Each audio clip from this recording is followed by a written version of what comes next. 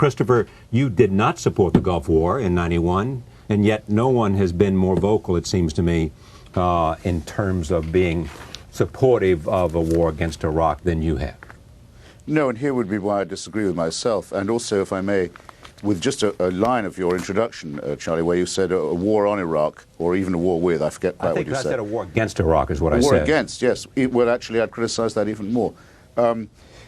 Why would you criticize it? Let me mention a friend of mine, Dr. Bahram Salih, who's now the elected Prime Minister of one part of Iraqi Kurdistan, who says the term he prefers is a war for Iraq. I would say at least we could say a war over Iraq or a war about Iraq. Okay, it's a quarrel with Saddam Hussein's regime.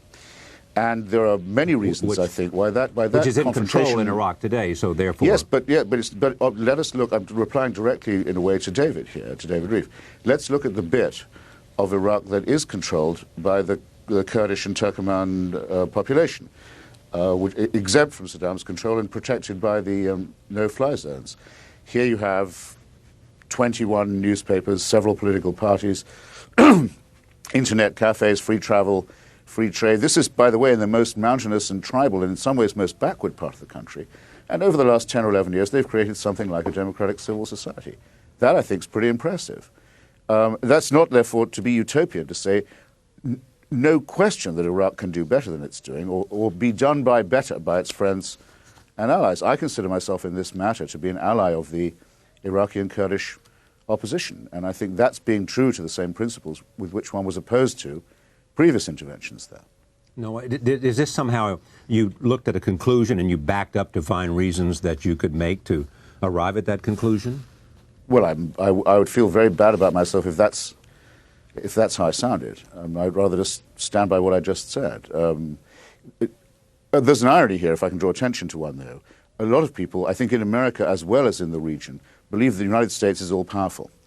It's a common myth, as you know, throughout the Middle East. The United States is behind everything, and I'm afraid the idea of omnipotence has infected some of our policy intellectuals, too, and some of the people in the administration. They think what we say goes.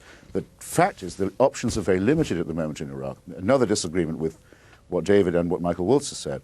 The collapse, the implosion of the Saddam Hussein regime is coming anyway. It's coming like Christmas. We're going very soon to be faced, whatever we do, with all the ghastly consequences of a post-Saddam Iraq, which will include, indeed, Sunni-Shia rivalry, other regional rivalries, the possible intervention of neighboring countries, revenge killing, innumerable unpleasant possibilities. But they do include also the possibility I just mentioned, that of a more democratic and pluralist Iraq, as exemplified in the areas that are not run by Saddam Hussein. So knowing that we're going to have to decide on a post-Saddam Iraq anyway, what are the alternatives? Are we in fact already at war or not? I would say there's merely a truce at the moment in what's been a very long quarrel with the Saddam Hussein regime. It would be far better to have a public and democratic argument about how best to condition the post-Saddam situation. And in my view, the best way to do that is to say we are firmly on the side of his foes and his enemies, and we want for Iraq what they want. And that supplies a standard by which the administration can be judged if for any reason it doesn't live up to it. All right. So it means the critique can go on even if the intervention is, in the military sense, successful. So, what Christopher. What don't you like about the new Afghanistan? Well, what don't you like about the new Afghanistan, Christopher? It's very simple. The United States has blocked almost every effort at serious development, at serious peacekeeping. It's the U.S. command that prevented the spreading out of the UN-commanded ISAF forces. Surely one has some right in this matter, when you talk about a democratic Iraq, to look at the record of the United States in post-conflict situations, and the record is terrible. But you'd be making the case, then you would surely therefore be making the case, in fact you just were, for more intervention or better intervention rather than less. Come on, listen to your own argument. No. The fact is the population of Afghanistan has gone up by 1.5 million of its citizens who want to come back. Don't forget the 4 million Iraqis forced to live outside their country who also have the right of return, and the condition of at least 50% of the population, those of the feminine gender, is obviously improved. It's no longer the headquarters of a lethal conspiracy. That's not bad for a year's going. I don't disagree with Christopher that all sounds like hard-headed and realistic and practical. In fact, it's extraordinarily utopian. I mean, do you not agree with me that the implosion of the Saddam Hussein regime is coming? That you will either have to face a collapsed and imploded Iraq with or without a policy very soon. Now, to say that there will be innumerable difficulties here, as there are in Afghanistan, seems to me to be no more than trite. United Nations forces coming there to liberate them. I'm saying that in the only place where opinion can be tested without fear or without coercion, it's practically unanimous. I wouldn't presume to speak for the citizens of Baghdad, and I actually don't think probably David Reef should do so either. But we know that there's a very large Shia slum belt population around Baghdad, where Saddam City, it's called rather insultingly, where such opinion as has been tested seems very hostile to the regime. As I said earlier, there are 4 million Iraqis forced to live outside their country. We have a very good idea of what they think. I believe they have the right of return, by the way. There's a very, very strong indication that a regime, furthermore, that insists on 100% turnout and 100% vote isn't very sure of its popular base. Okay, but there is an obvious point that you well know, which is that on the one hand, you can wish a regime would be overthrown. Another is to wish that somebody would come and bomb your homeland in order to overthrow the regime. Those are two very different points. No, but these people say they wish that a regime change would come, and they believe it can only be conditioned from outside. Now, that wouldn't give the United States the right on its own, of course. You have to prove at least 3 or 4 other things, I believe. One, that Iraq is a threat to its neighbors, again, which it certainly is, and would be if it wasn't forcibly disarmed, even more so. Third, and I wish there was more emphasis on this, the evidence that Saddam Hussein should be tried for crimes against humanity, war crimes, and under the Genocide Convention need only be taken off the shelf. We have all the files necessary for that arraignment. I think it's to the disgrace of the U.S. government that it doesn't make use of them and say that that's another warrant that it's executing. That's unfortunately because it doesn't agree with the International War Crimes Tribunal, and indeed until today appointed for its own investigative commission someone who would also be hunted by it. I'm sorry, I can't speak for the administration. And then there's the question, which Dr. Coe seems to be underestimated, of the connection between Saddam Hussein and international gangsterism. Last weekend, Saddam Hussein made a speech calling for a common front of jihad with the al-Qaeda forces in Kuwait against the British, the Americans, and the Jews. Well, that's the day he hands over the documents. We're still waiting. He's the man who organized the Abu Nidal network. Yes, but you won't have to wait all that long, and all the pieces of evidence that we do have are very suggestive of at least a non-aggression pact between the Iraqi Ba'ath Party and the al-Qaeda network. Michael made a very important point. That really is being callous about Iraqi lives. Well, that really is being callous about them, because that would mean that these changes and upheavals would take place with Saddam's helicopters and Republican Guard free to help decide the matter. Well, the argument for an intervention is that that faction should be taken out. Okay, Christopher. I mean, not okay. But I must have expressed myself very poorly, David. Well, then express yourself better. I must have expressed myself very poorly earlier, I mean to say, when I said, don't let's exaggerate, as the fanatics in the Middle East and the extreme conservative dreamers sometimes are liable to do here, as if the United States can just do as it wishes and invent places to go fight in, and, or as you put it, monsters to destroy. Charlie, people talk or dreams to dream. The fact is, yeah. this confrontation has somewhat been forced upon us by Mr. Saddam Hussein. Wouldn't you at least consent to that? David? No, because it's not clear to me that this inspection regime won't work. And above all, it's not clear to me that containment, even if he's cheating, isn't working. I mean, again... So you think he's a rational actor? I think he is... It is irrational to make war a first resort, which is what I think the administration is doing. By no means. Look, everyone knows the administration is badly split on this. There's a big faction of the conservative movement that's very strongly opposed to doing this, and for very good reasons, that they on the whole like the Middle East status quo the way it is. They like Saudi Arabia the way it is. They don't want the risk of regime change. Okay. But Christopher, let me, before Harold jumps in, is part of your argument for the war and the necessity of regime change also because you would like to see, as some will argue, a democratic state in the Middle East which can be used as a force to spread democracy among other regimes you might not like?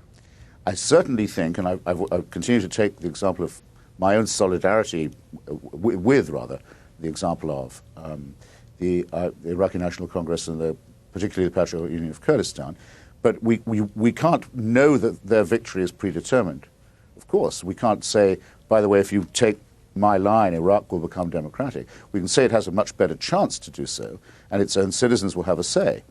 But the crucial question, it seems to me, is that Saddam Hussein has refused every possibility, every chance of saving us from this confrontation. And is no longer, if he ever was, a rational or credible or deterrable person. He's quite clearly a wigged-out, sadistic megalomaniac.